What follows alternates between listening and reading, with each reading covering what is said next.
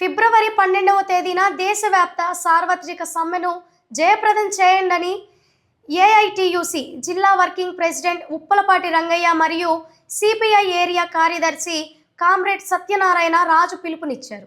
రైతు సంఘాలు, కార్మిక సంఘాలు చేపట్టినటువంటి ఈ సమ్మెలో పెద్ద ఎత్తున పాల్గొని జయప్రదం చేయాలని అన్నారు.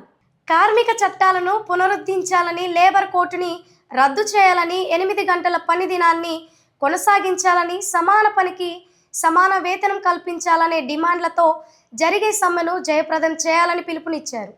ఈ కార్యక్రమంలో సిపిఐ పట్టణ కార్యదర్శి ఎస్కే చిన్నజాను సైదా, సిపిఐ మండల కార్యదర్శి దొడ్డ అంజిరెడ్డి, రైతు సంఘం నాయకులు నాగేశ్వరరావు, ఏఐటియుసి నాయకులు సాంసంగ్ వెంకయ్య తదితరులు పాల్గొన్నారు.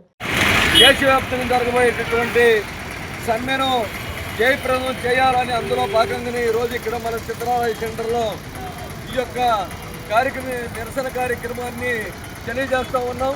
రేపు 12వ తేదీ జరగబోయేటటువంటి సమ్మెలో మనం కార్మికులమే కాదు, మనం అదేవిధంగా రైతు సంఘాలు, వ్యవసాయ కార్మిక సంఘాలు వీళ్ళు మొత్తం కూడా రేపు 12వ తేదీ జరగబోయేటటువంటి సమ్మె జరగబోతూ ఉంది.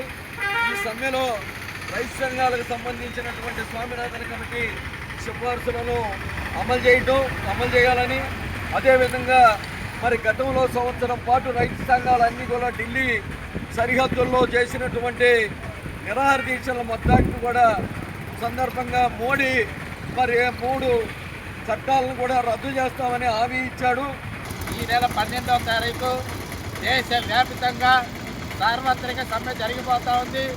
ఈ సమ్మెలో అన్ని కార్మిక వర్గాలు, అన్ని రైతు సంఘాల వర్గాలు అందరూ కూడా ఈ అన్ని సంఘాలు కలిసి 12వ తారీఖున సార్వత్రిక సమ్మె జరగడానికి పిలుపు ఇచ్చారు.